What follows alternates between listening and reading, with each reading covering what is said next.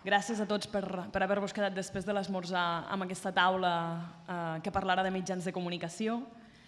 Jo em dic Laia Soldevila i vinc com a vicepresidenta del grup de periodistes Ramon Barnils i en nom seu vull agrair a la Fundació Catalunya que ens hagi convidat a moderar aquesta taula d'aquí. Per la gent que no ens conegui, el grup Barnils és una entitat sense ànim de lucre que va néixer ara fa uns 15 anys i que està formada per periodistes i una mica la nostra voluntat és treballar per un periodisme rigorós, crític i una mica intentant-ho en el marc dels països catalans. Fem diversos projectes, només en citaré dos, que són els que treballem amb la Fundació Catalunya.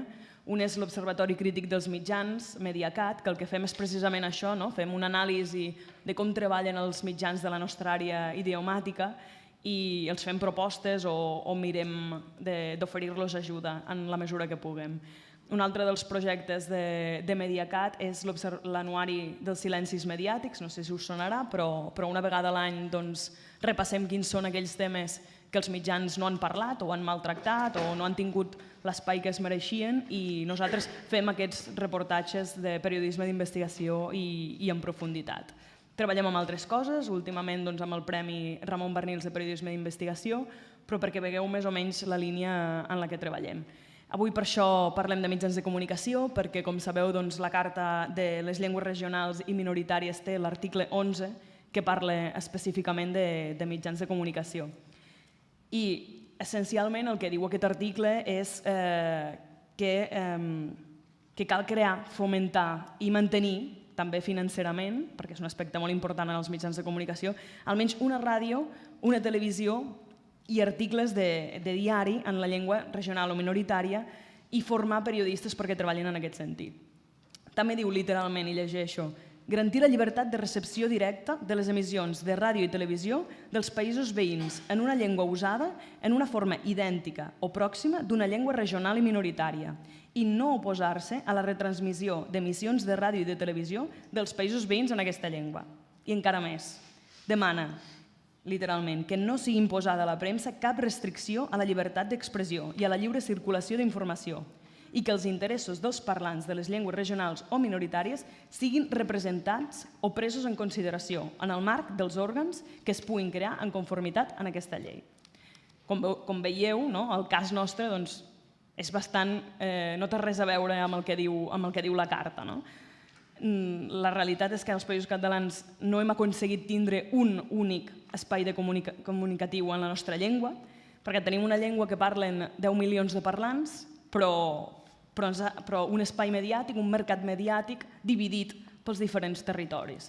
Segurament ara, amb el món d'internet, s'intenten superar aquestes barreres, és una via, per què no? Però tenim els mitjans de comunicació convencionals que segueixen molt atomitzats. Ja sabeu que això no és una cosa que ve d'ara. Quan es van crear les televisions autonòmiques, només per ficar un exemple, ja es va deixar molt clar que no hi hauria d'haver reciprocitat entre aquestes televisions i arribem al que tenim ara. Al País Valencià ara es tornarà a crear una ràdio-televisió pública, veurem una mica com serà aquesta cadena, però fins ara no hi havia cap mena de reciprocitat, evidentment ni amb les Illes ni amb Catalunya. A les Illes Balears ara s'ha recuperat una mica d'aquesta reciprocitat, però fins ara no es rebia els canals de televisió públics catalans i igualment el que reben és el senyal de televisió internacional, per tant, les pel·lícules que TV3 compra i doble no poden arribar i a Catalunya tampoc estem rebent això. Ara comencem a rebre IB3 i hi ha uns nous acords de TV3 amb IB3 per intentar fer una mica de contingut. Nosaltres fa un any vam signar el d'Enllaçats per la Llengua, que va fer un manifest en què reclamàvem exactament aquesta, ja no reciprocitat, sinó crear conjuntament productes que siguin propis de tot el territori. I també exigíem, i llegeixo literalment, al govern espanyol que faci palesa la seva obligació i sigui respectuós amb tots els ciutadans catalanoparlants i defensi els seus drets i, per tant, també la seva llengua. I, conseqüentment, això no sols asseguri la lliure recepció de les emissions en català, sinó que també promogui l'actuació positiva perquè les ràdios i les televisions en aquesta llengua siguin viables. Continuem una mica on estàvem, tot i que hi ha moltes coses a parlar. I per parlar de tot plegat, com hem arribat fins aquí, com han estat aquests anys, què ens depara el futur, cap on podem anar, cap on podem caminar, doncs tenim per parlar-ho la Meius Ferrer i la Mercè Teodoro, que us els vaig a presentar. La Meius Ferrer és d'Olot, és filòloga de formació, tot i que es dedica al món de la comunicació. Actualment porta la comunicació digital corporativa de la Universitat de Girona. Anteriorment ho havia fet de la formació d'un partit polític i per ella les xarxes i en general el món 2.0 són molt importants i tenen moltes coses a aportar-nos i és una mica el que ens explicarà avui. Com a filòloga, va treballar al cap de serveis lingüístics de llengües modernes durant 10 anys a la universitat i també va estar 2 anys al govern de la Generalitat on es va encarregar, entre altres coses, de la política lingüística universitària i de les relacions institucionals amb organismes relacionats amb la llengua i la cultura catalanes. La Mercè Teodoro, d'altra banda, és advocada i és valenciana. Des del 2000 té el seu propi despatx i es dedica bàsicament al dret penal, però també en matèries de civil i contenciós administratiu. Des del 96 treballa al Servei Jurídic d'Acció Cultural del País Valencià, on, entre altres qüestions, va defensar les emissions de TV3 i Catalunya Ràdio al País Valencià i en els processos contra les sancions imposades a aquesta entitat per part de la Generalitat Valenciana. El 2005 va formar part del comitè d'experts de l'Observatori de la Llengua Catalana, que ja ha desaparegut. El 2006 va rebre el Premi d'Actuació Cívica de la Fundació Lluís Carulla i el Premi Lluís Joan Dot del Consell del Col·legi d'Advocats de Catalunya i sabeu que habitualment col·labora en la preparació dels informes periòdics de les entitats en defensa de la llengua catalana que remeten al comitè d'experts pel compliment d'aquesta Carta Europea de Llengües Regionals i Minoritàries. La meva part s'ha acabat aquí. M'agradaria que elles dos expliquessin una potser més la part històrica, l'altra més la part de futur i després obrirem el torn de preguntes perquè segur que enriquirem aquesta taula. Si vols començar. Bon dia, moltes gràcies per haver-me convidat a fer una reflexió col·lectiva o a ajudar a fer una reflexió col·lectiva sobre l'aplicació de la Carta Europea i l'efecte que ha tingut en l'àmbit dels mitjans de comunicació als països catalans. Bé, la meva intervenció ve adreçada a fer una reflexió de caràcter general, més que un anàlisi de les dades, de la situació concreta dels mitjans de comunicació en cada territori o en cada mitjà, perquè per això hi ha molta informació a l'abast. Hi ha els informes que recentment s'ha publicat l'informe de la Generalitat de Catalunya i també al País Valencià està publicat l'informe del 2015. Però sí que m'agradaria, després de tants anys de Carta Europea i de les aspiracions que hi havia quan la Carta es va subscriure per part de l'Estat espanyol, reflexionar sobre si ha sigut positiva, si no ha sigut positiva, quina incidència ha tingut, com ens han anat les coses i si les coses han anat bé o malament gràcies a la Carta o malgrat la Carta. En l'àmbit dels mitjans de comunicació relacionats amb la llengua és un àmbit que des del punt de vista jurídic afecta als drets lingüístics, però afecta també als drets fonamentals de llibertat d'expressió, de llibertat de comunicació, de llibertat de recepció d'informació veraç i per tant afecten a l'essència de les democràcies modernes, és a dir, el pluralisme, la representació dels grups, la informació diversa i plural per a conformar una ciutadania informada i formada forma part d'aquest dret, d'aquest nucli essencial del dret a la llibertat d'expressió que s'articula a través dels tractats internacionals com a un dret humà i a l'estat espanyol com a un dret fonamental. Tanmateix, el dret a usar la llengua no té aquesta característica de dret humà i de dret fonamental de forma explícita ni a la configuració internacional ni a la configuració estatal. I això és un problema. És un problema perquè potser s'ha obviat, perquè és obvi que si no tens dret a expressar-te en la teua llengua, en realitat no estàs tenint dret a la llibertat d'expressió. Potser de tan elemental que és la idea no s'ha recollit als textos jurídics, però en la pràctica aquesta absència sí que té uns efectes perversos. Això ho vinc a dir perquè de la perspectiva de mitjans de comunicació a la Carta apareix com la necessitat de protegir o d'establir una sèrie de mínims per a que les llengües tinguin una expressió pública als mitjans de comunicació i no desapareguen. És a dir, és com una espècie d'assistència mínima, de preservació, com una mena de reserva cultural, per a que tinguin una mínima arquitectura, una mínima existència, que com abans ens explicava el professor Kraus, es tractava de garantir uns mínims que estan allà com testimonials. Però vull significar de partida que aquests mínims o aquesta garantia que promou o que pretenia promoure la Carta predicant la necessitat de l'existència d'un mínim de mitjans de comunicació, televisió, ràdio, premsa, etc., per les llengües minoritàries o regionals, no dona garantia suficient al dret de la lliure expressió i comunicació i al dret a rebre informació veraç, perquè aquest dret només es satisfà si se pot expressar en la llengua pròpia i si existeix una suficient pluralitat de mitjans d'informació que doni cobertura a les necessitats informatives i comunicatives de la població. I aquesta perspectiva no s'havia previst per la Carta. Estàvem parlant d'una regulació de mínims, però no d'una regulació que donés satisfacció completa a aquest dret d'expressió que inclou el dret d'informació als col·lectius afectats. Els objectius que es plantejava la Carta era una mica compensar l'efecte del mercat i de la globalització que tendeix a afavorir les llengües hegemòniques, compensar una mica el liberalisme que s'imposava especialment a partir de les directives europees de comunicació sense fronteres i de la lliure circulació de productes audiovisuals en el mercat europeu, per constituir una garantia de certs mitjans de comunicació al si d'aquelles comunitats minoritàries que no disposaven d'una audiència potencial significativa per a competir en termes d'igualtat amb aquestes grans llengües.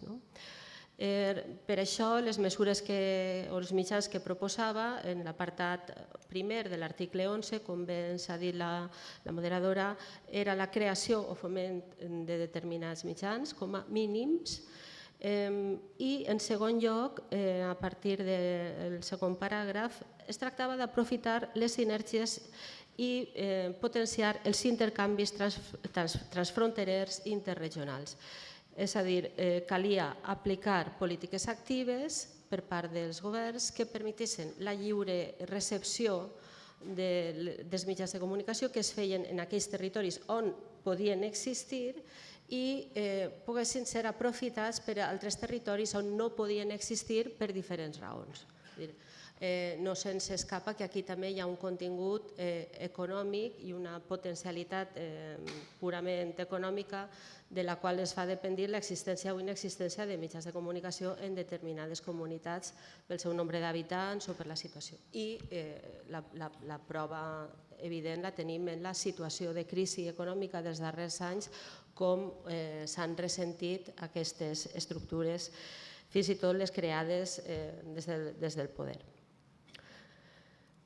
Aleshores, bé, la pretensió no era una pretensió magnífica des del punt de vista de la garantia dels drets, però era una protecció de mínims que pretenia que se superessin les divisions administratives d'acord amb l'esperit de la Carta i també d'acord amb els articles 7b i 7i que ens parlaven precisament d'impedir que aquesta divisió administrativa dels territoris fora perjudicial per al foment de les llengües, però al cap dels anys i a la vista dels efectes que això ha tingut, podem afirmar que la situació del català a l'estat espanyol en relació als mitjans de comunicació no ha millorat gràcies a la Carta.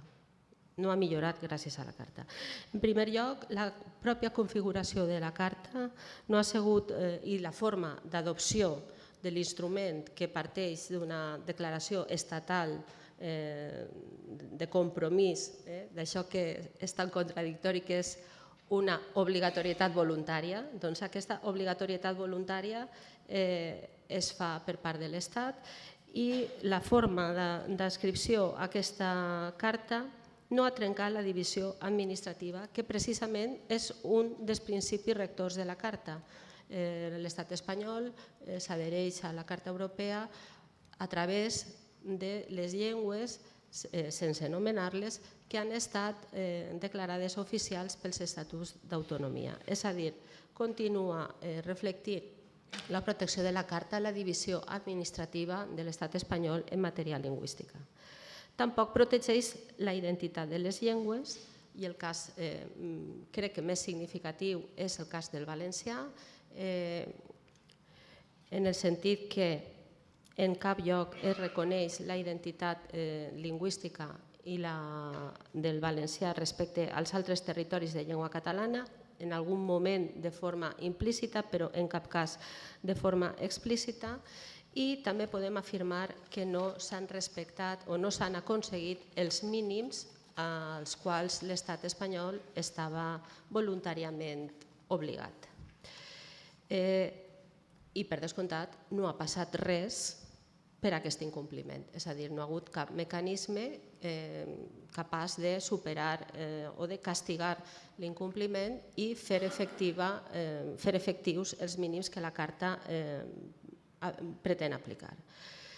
Com sabeu, l'Estat espanyol, no vull incidir en un tema que és amplament conegut per l'audiència, el fet que l'oficialitat de les llengües depenga dels estatuts d'autonomia, per tant, hi ha un estatut jurídic en cada territori que és diferent i en el cas de la llengua catalana és evident que la comunitat lingüística té diferents nivells de protecció en relació als diversos territoris que conformen la comunitat. De fet, el concepte de comunitat lingüística no existeix en la normativa espanyola i podem parlar tant de funció pública com de protecció respecte al servei al sector privat, a l'ensenyament, etc. Però també és molt important que recordem que l'organització de l'espai radioelèctric, televisió i ràdio, depèn d'una competència exclusiva de l'Estat i que reprodueix també l'esquema de l'oficialitat lingüística. És a dir, l'Estat és el propietari, el titular de l'espai radioelèctric, l'Estat és qui assigna i distribueix els àmbits de l'espectre radioelèctric que es reserva per a tot el territori de l'Estat i els que atorga a cada comunitat autònoma per comunitats autònomes. I per tant és qui dona més o menys possibilitat a aquestes comunitats autònomes per a que al seu torn exploten directament aquesta possibilitat d'ús comunicacional de l'espai radioelèctric o bé la facin explotar a través de concessions de serveis indirectes de concessionaris. De tal manera que hem tingut greus problemes per no disposar del suficient espai, però no ja de la possibilitat, sinó de l'espai material per a poder emetre, fins i tot tenint voluntat de fer emissions de ràdio i de televisió a l'àmbit lingüístic, perquè no se'ns ha dotat per part de l'Estat espanyol d'aquest espai radioelèctric necessari. És a dir, s'ha reproduït d'una forma asimètrica el mateix esquema que per a l'oficialitat de les llengües. Per altra part, la llei espanyola que regula el sector audiovisual no contempla cap especificitat amb el suficient nivell de detall i d'exigibilitat com per a garantir que des de l'Estat s'estan aplicant alguna política que faci acomplir un mínim d'emissions en les llengües que també són oficials a altres territoris. Sabeu que la llei del sector audiovisual estableix un sistema de quotes, d'acord també de forma equivalent al que fa la Directiva Europea de Mitjans Audiovisuals, i el sistema de quotes es considera acomplit en qualsevol de les llengües oficials de l'Estat. Habitualment és la llengua espanyola la que dona cobertura a aquesta exigència de quotes. I ni per part de l'Estat espanyol ni per part de la Unió Europea hi ha cap especificació que faci exigible que les quotes se satisfacen a través de o a partir de l'aplicació a altres llengües diferents de la llengua que és oficial a tot l'Estat, de la llengua castellana. L'altra possibilitat que estableix la llei estatal per a la multiplicació dels mitjans en llengües diferents de la castellana és la possibilitat d'establir convenis de col·laboració, una possibilitat que es regula a l'article 40 de la llei del sector audiovisual, que, com tots vosaltres sabeu, és una possibilitat que exigeix reciprocitat i que, a més, exigeix la prèvia existència d'aquest espai estructural, d'aquest espai radioelèctric, per a permetre de facto aquests intercanvis, de tal manera que s'ha mostrat absolutament inservible, inútil per a garantir les emissions en llengua catalana. Com a conseqüència, tenim que s'han aprofundit els problemes de la globalització respecte als mitjans de comunicació, no s'han aprofitat les possibilitats tecnològiques que ha oferit la digitalització i, per tant, la multiplicitat dels serveis audiovisuals, no hem tingut cap política estatal i la Carta no ha servit en absolut per a imposar una política estatal perquè ni tan sols l'Estat es considera interlocutor respecte a aquestes competències que considera derivades a les comunitats autònomes, no hi ha, per tant, ni interlocució ni responsabilitats. I, sorprenentment, el que més funciona són aquells mitjans, o els sectors que millor funcionen són aquells mitjans en els que no hi ha regulació i en els que no hi ha fronteres. És a dir, sembla mentida que una norma proteccionista com la Carta d'uns mínims no servisca per a garantir res. I aquells sectors en els que no hi ha normes com ara internet o l'edició de llibres funcionen de forma natural cohesionant la comunitat lingüística, que és una paradoxa a la qual ens haurem d'enfrontar en algun moment. Per tant, aquesta norma garantista no funciona, haurem de defensar la llibertat total. La llibertat total és possible en alguns aspectes de la comunicació, però no en tots, perquè depenen de limitacions tècniques i d'altres normes, com aquestes que vos deia de l'àmbit espectral que se regula per part de l'Estat, per les llicències que són exigibles també d'acord amb la legislació europea, però en realitat és una incapacitat absoluta per tal de ni tan sols influir la legislació interna cap a aquella tendència. I vos posaré d'exemple el cas del País Valencià, i acabo. Sabeu que al País Valencià s'estaven rebent les televisions catalanes i les ràdios catalanes a través d'uns repetidors privats, d'una associació cultural, durant molts anys, durant més de 20 anys. Doncs les autoritats administratives varen sancionar aquesta conducta perquè s'estava emetent sense llicència, perquè s'infringia la normativa d'adjudicació de les llicències. Aquesta situació se va exposar al comitè d'experts de la Carta, aquesta situació d'incompliment flagrant de l'article 11 que proclama la llibertat de recepció directa i exigeix polítiques actives per a evitar els obstacles administratius i que només supedita aquesta llibertat de recepció directa a aquells casos de seguretat nacional que siguin indispensables per a aplicar en àmbit de la seguretat, en àrees de la seguretat, doncs el comitè d'experts sí va fer una crida a l'estat espanyol a interpretar, a modificar la legislació espanyola d'acord amb l'esperit de la Carta, però no va servir absolutament per a res a l'hora d'evitar la sanció, evitar el tancament, i tampoc va servir absolutament per a res quan l'administració valenciana va decidir unilateralment tancar la televisió i la ràdio autonòmiques. En conseqüència, els valencians no podem estar molt satisfets amb l'aplicació de la Carta al nostre territori perquè ha sigut absolutament irrellevant, és paper mullat. D'altra part, a l'àmbit estatal han fracassat totes les iniciatives de modificacions legislatives que s'han proposat en aquest sentit. No ha hagut mai intenció seriosa d'aprovar una llei de llengües, no ha hagut mai una intenció mínima de regular l'àmbit comunicacional i l'espectre radioelèctric per tal que les comunitats lingüístiques poguessin aprofitar aquelles sinergies i enfortir la seva audiència i, per tant, el seu mercat. I la situació queda en mans de cada comunitat autònoma, exclusivament en mans de cada comunitat autònoma, com el legislador constitucional espanyol volia. Per tant,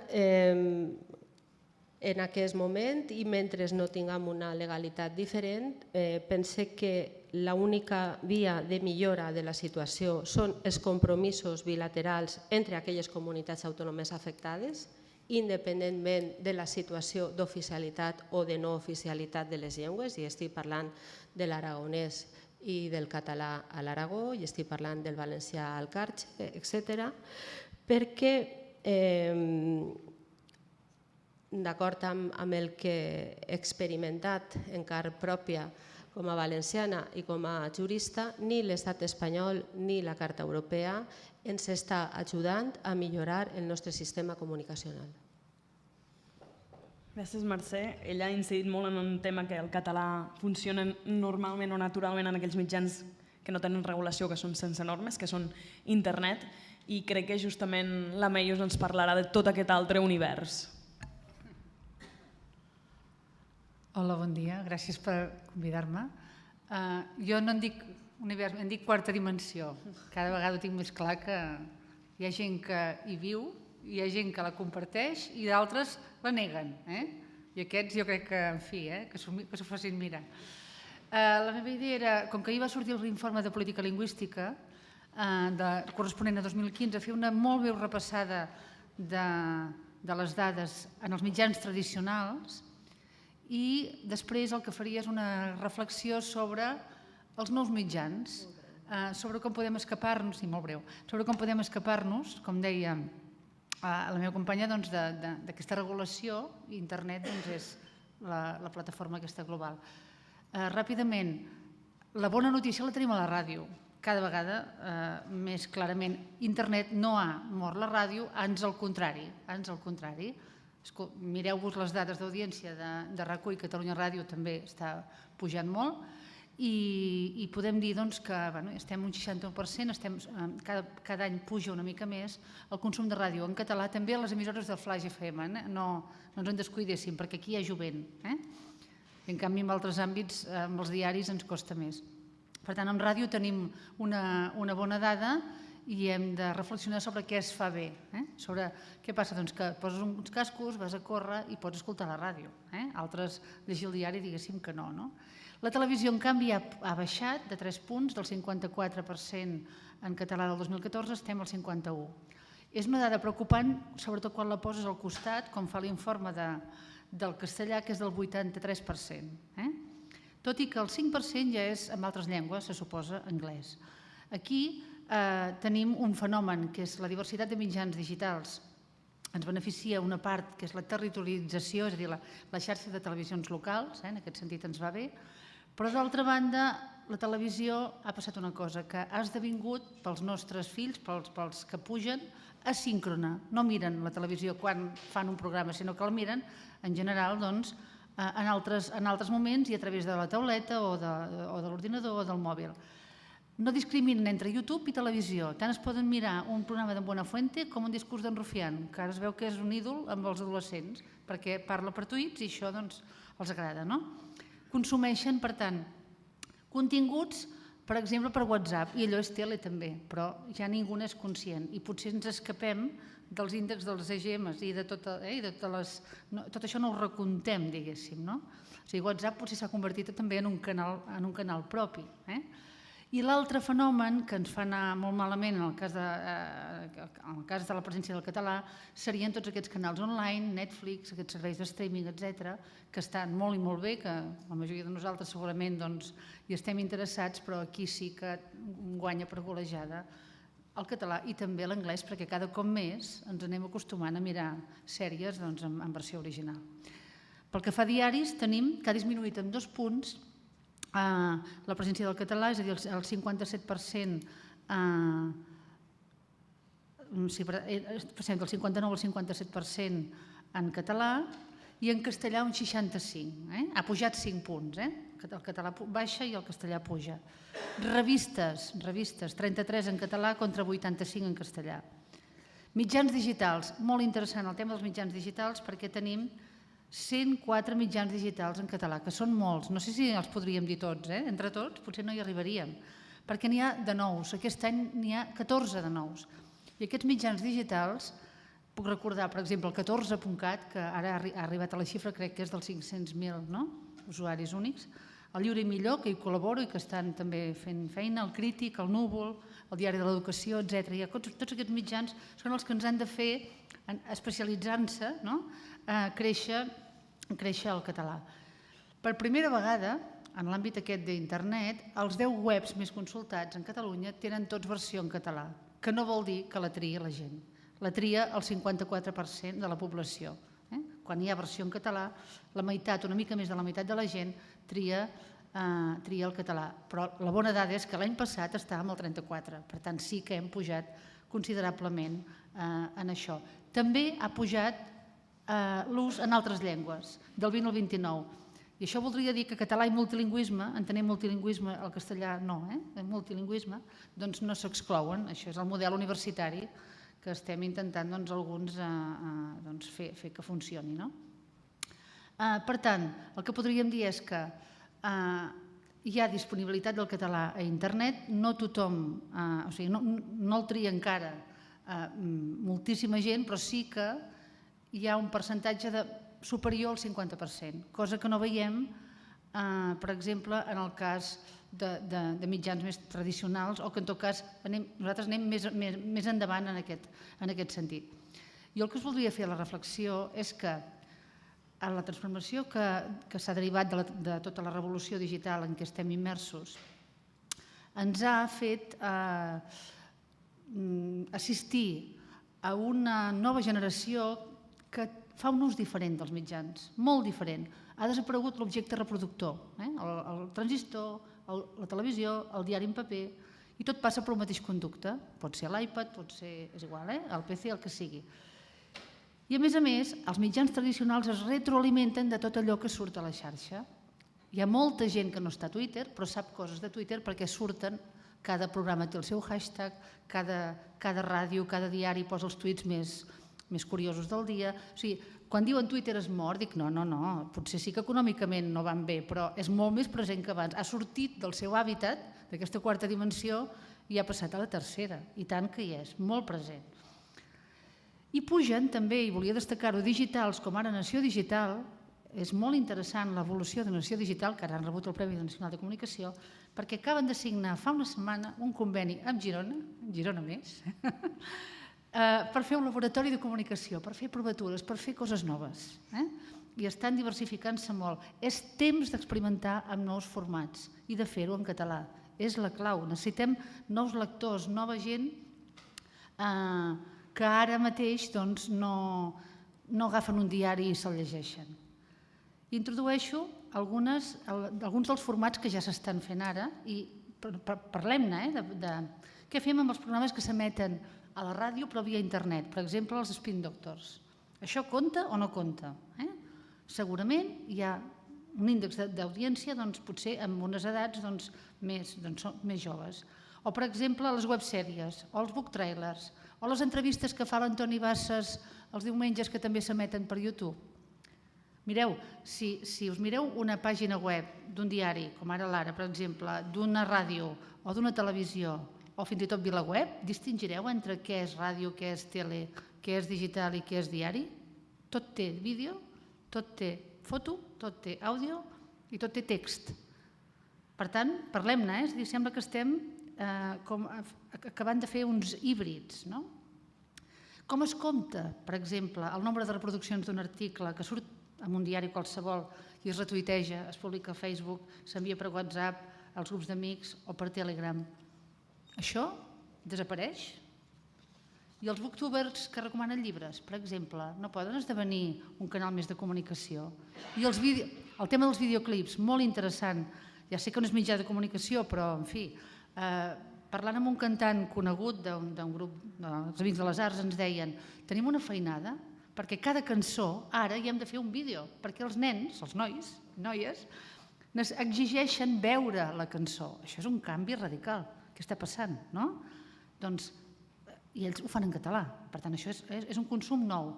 Cal que ens hi adaptem. Aquí a l'anglès, els nostres nanos escriuen, no anava a dir no escriuen, però sí que canten en anglès. Però el català té molt de camp per córrer, perquè ens globalitzem, esdevenim tots emissors i creiem que hem de posar-hi el nostre gra de sorra, ja no l'Estat. És a dir, la Carta Europea el que fa és regular, però és que això s'ha de regular també, jo crec, però des d'aquí. I es pot fer, es pot fer. Crec que podem obtenir unes mètriques molt més exactes, perquè internet ens ho permet, podem veure exactament quants clics ha obtingut cada... Podem fer un estudi de com parlen els que estan comentant la sèrie Merlí, que té molt d'èxit. Mireu-vos a Twitter, parlen molts en castellà, però resulta que la sèrie és en català, no és en castellà. Per tant, potser està fent molta feina TV3 i ara mateix no li donem aquest mèrit. S'acosta als joves i ho fan al seu llenguatge. Per què se la miren? Copiem aquest format, fem més coses, no? Per anar acabant, al meu entendre el futur el conformaran, i fins i tot ho he contrastat amb gent del País Valencià que també parlaven del mateix. Plataformes interactives, portals amb text, imatge i so que poden anar a una ràdio, poden anar a una televisió, poden anar a un diari, però que s'hauria de poder fornir de manera governamental, per què no? És a dir, pot haver-hi un mitjà públic que el que faci és com una mena d'agència, diguéssim. Jo crec que es difumina la frontera entre mitjans. El podcast ha fet que no ens calgui ser en el moment precís que fan un programa. I ara som exigents. Volem tenir la informació en qualsevol moment, en qualsevol dispositiu i des d'allà on sigui. I això és una exigència que hem traslladat fins i tot a la llarga les classes hauran de ser així, no, Miquel? Vull dir que, esclar, arribarà un moment que els nanos no voldran fer de 9 a 10 matemàtiques, sinó que voldran baixar-se la píndola aquella a l'hora que vulguin i des de casa, no? La informació, per tant, és omnipresent, ens informem molt més, estem infoxicats, ens diuen, no? Per tant, per anar acabant, jo el que diria és: es genera molta conversa a l'entorn de la informació que generen els mitjans de comunicació, que crec que també és comunicació, perquè hi ha molts comentaris més llegits que el mateix article. Això cada vegada passa més. Tenim un poder que no utilitzem prou bé. Internet ens empodera com a país i també com a persones. I penso que ens empeny a fer campanyes diferents, a fer jornades diferents, a convidar gent que no sigui de la nostra edat, sinó que sigui també més jove. I poso només un exemple. Com vam aconseguir Twitter en català? Com? No va tenir res a veure a Espanya, Vam anar, el senyor Albert Cuesta, a picar la porta del senyor Twitter, diguéssim. Que passa que, per què li va dir? És que aquesta gent estan reclamant-ho amb un hashtag. Treballem amb hashtags. Bé, doncs, jo acabo dient, escolteu, la llengua no l'estem reivindicant prou perquè això és com si hagués passat de moda i crec que això sí que és un problema. Però tenim uns mitjans per reivindicar, i ara deixeu-me fer la falca. Un exemple que ens en podem sortir és que des de fa 3 mesos vam engegar una campanya que es deia On són les dones? I escolteu, estem arribant en els mitjans tradicionals, els estem incomodant, dimarts que ve ja se'n parlarà als matins de TV3 i això comença a tenir efectes, comencen a sortir dones en els mitjans de comunicació que no hi eren, simplement reivindicàvem que hi fossin de manera equitativa en les tertúlies, en els espais d'opinió. És un exemple d'una iniciativa d'una persona, us puc dir el nom perquè la coneixeu, que es diu Liz Castro, que com que és americana i és diferent de nosaltres, diu, escolteu, som-hi, fem coses. I ens diu, ei, va, tu, ajudeu-me. I ja està. I això ho hem fet, estem fent-ho. És un exemple, potser hem de fer unes campanyes d'una altra manera, potser ens les ha de fer la nostra gent, potser no som nosaltres. Per tant, potser equivoquem el tret. Volia acabar aquí. Vinga. Gràcies per les aportacions de les dues. M'han dit que no tenim temps per fer preguntes. Sí que si voleu en parlem a fora. M'agradaria una mica recollir el que han dit les dues i crec que no està, una cosa no va en contra de l'altra. Està clar que hem de continuar la pressió a les administracions perquè compleixin la carta, que és de mínims i cal anar molt més enllà, i això ha de ser possible legalment, i alhora obrir noves vies d'investigació, perquè també el que ens interessa és aquest consum de mitjans en català i entesos en la més àmplia gamma des de allò que sigui comunicació. I les campanyes, evidentment, de pressió funcionen. Ha posat l'exemple de Twitter en català. N'hem de fer més perquè és almenys una de les coses que es pot fer des del públic i des de l'àmbit periodístic també incidir en aquest cas. On són les dones és un exemple. La campanya que tenim oberta de demanar que els mitjans no tinguin aquestes fronteres perquè puguin ser realment de països catalans és un altre exemple. Gràcies a tots per haver vingut i si voleu doncs en parlem a fora. Gràcies.